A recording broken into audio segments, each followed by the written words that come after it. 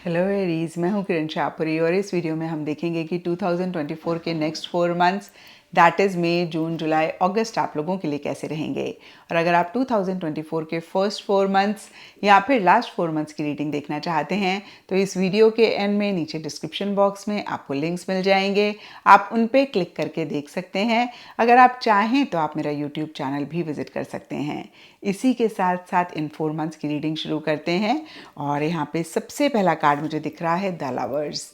पीछे 2024 के first 4 months में हमने देखा था कि किसी चीज़ को लेकर एक अट्रैक्शन, एक बहुत ज़बरदस्त पैशनेट एनर्जीज आप महसूस कर रहे हैं। और इन 4 मंथ्स की स्टार्टिंग के लिए द लवर्स का कार्ड भी कहीं उन्हीं एनर्जीज को रिप्रेजेंट करता है।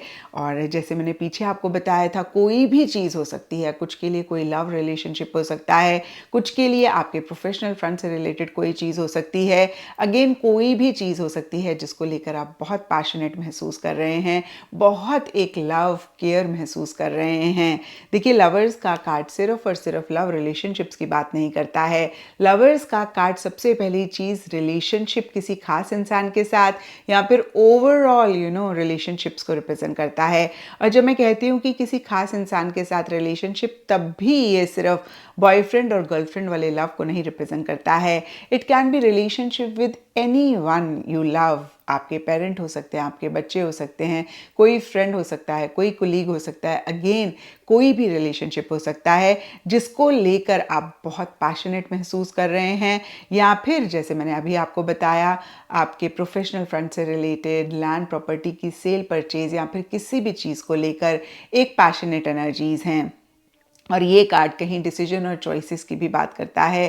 कुछ के लिए हो सकता है कि कोई डिसीजन, कोई चॉइस आपको इन 4 मंथ्स की स्टार्टिंग में लेना पड़ रहा है या फिर आप ले रहे हैं। और कहीं आप जिस चीज़ के लिए बहुत पैशनेट हैं, जिसको आप ट्रूली लव करते हैं, जिस चीज़ को आप ट्रूली एंजॉय करते हैं, उसी को ही चूज़ करना चाह रहे हैं। और इसी से ही रिलेटेड या फिर अदरवाइज भी 7 ऑफ वॉन्ड्स का कार्ड कहता है कुछ चैलेंजेस रह सकते हैं, कुछ इश्यूज रह सकते हैं, कुछ ऑब्स्टिकल्स रह सकते हैं। और कहीं आप किसी भी ऑब्स्टिकल, किसी भी चैलेंज से घबरा नहीं रहे हैं।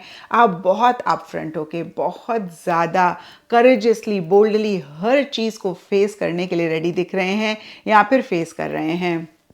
आई डोंट नो इस कार्ड को कितना देख पा रहे हैं। इसमें जो फिगर हैं वो जो पिंजरे की बार्स हैं उनको तोड़कर बाहर निकल रहे हैं। तो यहाँ पे ये कार्ड यही रिप्रेजेंट करता है कि जो भी इशू मसला आ रहा है, आप बहुत ही अपनी विल पावर या डिटर्मिनेशन के साथ उसको ओवरकम करते हुए दिख रहे हैं, उनसे अपने आप को बाहर निकालते हुए दिख रहे हैं। तो बहुत ज़बरदस्त, एक फिर से मैं कहूँगी, will power, determination, courage, bold energies रह सकती हैं जिनसे आप चीज़ों को डील कर रहे हैं या फिर जो चाहते हैं उसको परस्यू कर रहे हैं। And mid of these 4 months के लिए 6 ऑफ कप्स एंड साइलेंस के कार्ड्स कहते हैं कि कहीं थोड़ा सा इमोशनल, सेंटिमेंटल आप हो रहे हैं। एंड 6 ऑफ कप्स का कार्ड कहीं पास्ट की बात करता है। तो या तो कुछ एरीज के लिए हो सकता है कि पास्ट किसी रिलेशनशिप को, पास्ट किसी इंसान को, या फिर करंट अगर आपकी लाइफ में कोई खास रिलेशनशिप है। और जब मैं खास रिलेशनशिप बोलती हूँ तो ये सिर्फ और सिर्फ बॉयफ्रेंड गर्लफ्रेंड वाला लव नहीं है। बॉयफ्रेंड गर्लफ्रेंड वाला लव हो सकता है, लेकिन इसके अलावा भी प्यार के बहुत सारे फॉर्म होते हैं।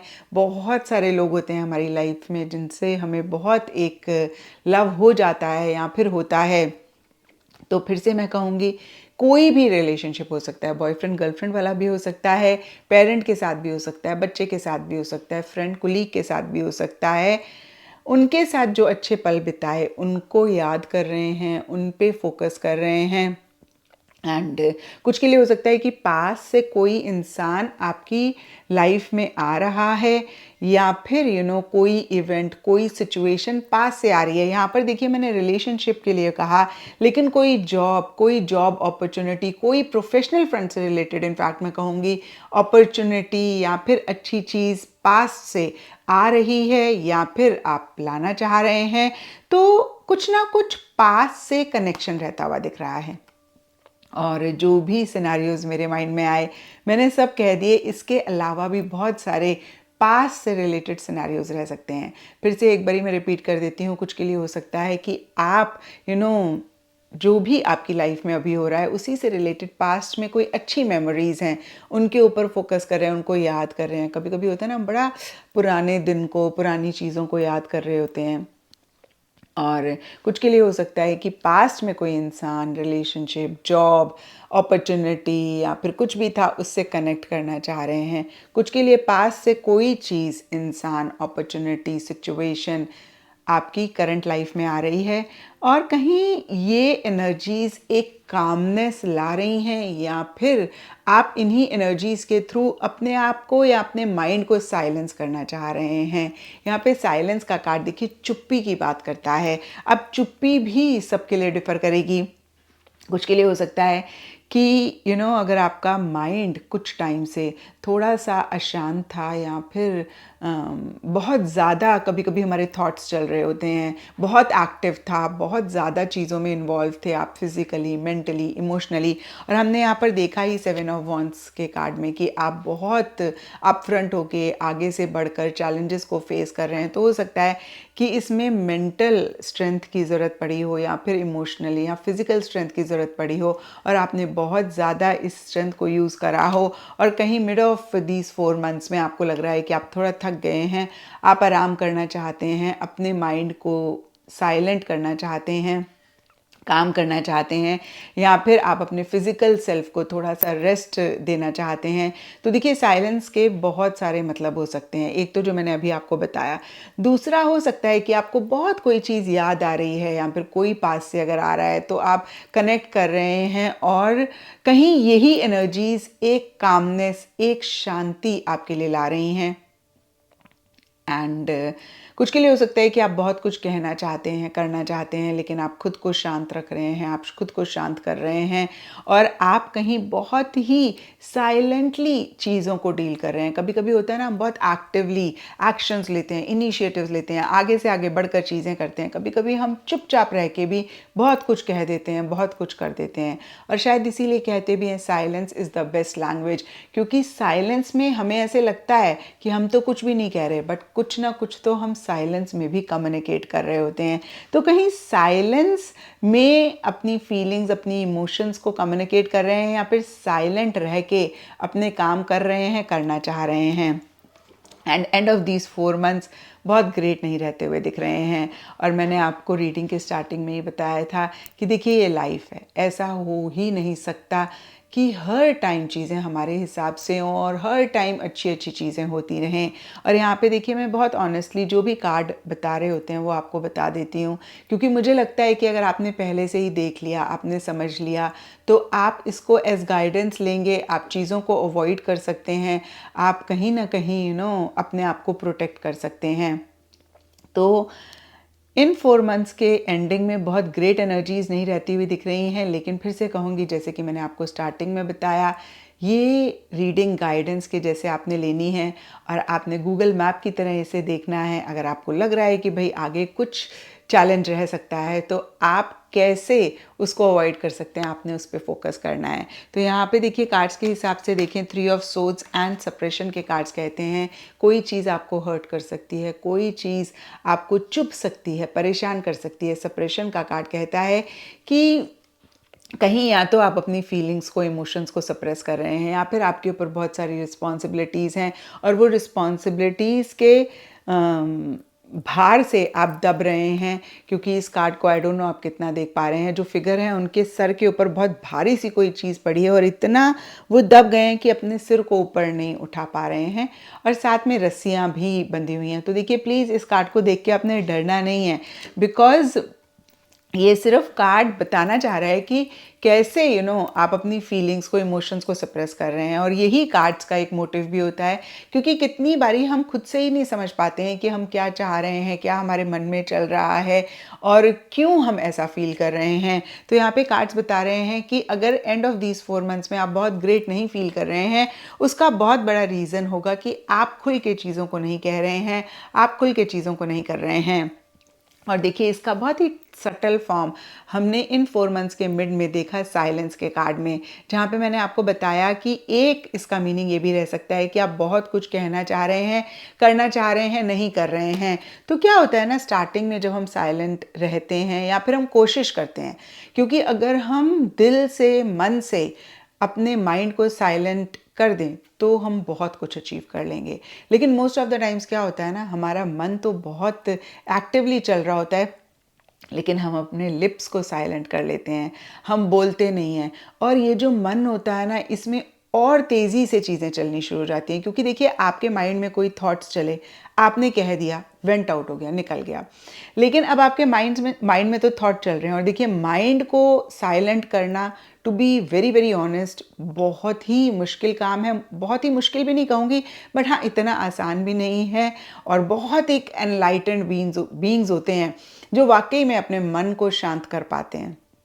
बाकी सब कोशिश करते हैं, कभी अचीव करते हैं, कभी नहीं अचीव करते हैं, लेकिन कंप्लीटली नहीं कर पाते हैं। तो जब हम मन को शांत करके लिप्स को साइलेंट करते हैं, तब हमें इफ़ेक्ट नहीं करती कोई भी चीज़। हम मतलब इससे परे हो गए होते हैं, इससे पार हो गए होते हैं।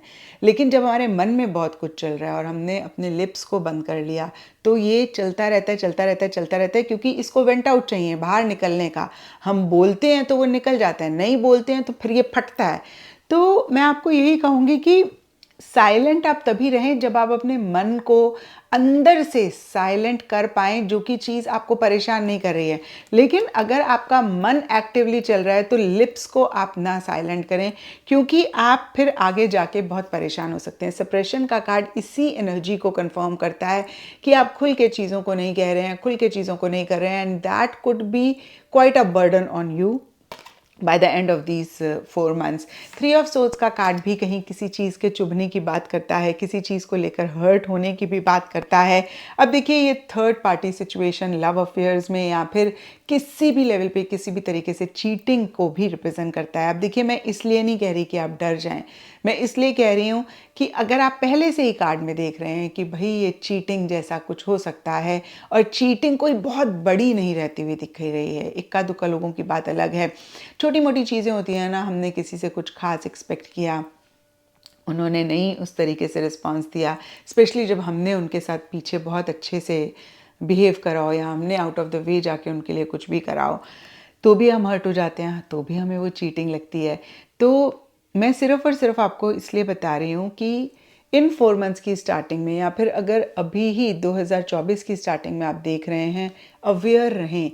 बहुत ज़्यादा एक तो आउट ऑफ द वे जाके किसी के लिए कुछ करें ना, और कॉशियस रहें, हर इंसान पे ट्रस्ट ना करें। एंड कहीं मैं यही बोलूँगी आपको कि कॉशियस रहें, मतलब ब्लाइंड ट्रस्ट ना करें। Yes, I will say this again to you. और अगर ऐसा करेंगे तो ये जो चीटिंग वाला टाइम है, इसको आप अवॉइड कर पाएंगे, इसको आप अपनी लाइफ में नहीं आने देंगे, या फिर काफ़ी हद तक आप इस चीज़ को ओवरकम कर लेंगे, इस चीज़ को अवॉइड कर लेंगे। मैं कहूँगी चीज़ों को फॉर ग्रांटेड ना लें, लोगों को फॉर ग्रांटेड ना लें। कितनी बारी मैंने देखा है कि हम जब हमें कोई चीज़ मिल रही होती है, इतने कैजुअल हो जाते हैं और हमें उस चीज़ की इम्पोर्टेंस नहीं पता होती है, उस चीज़ की वैल्यू नहीं पता होती है। हमें लगता है अरे हमारे अंदर ही कुछ बहुत ख़ास बात है, हमारे कुछ चीज़ें मिल जाती हैं, एंड हम बहुत कैजुअल हो जाते हैं। लेकिन जब वो चीज़ नहीं मिलती है तब फिर हम बहुत परेशान होते हैं।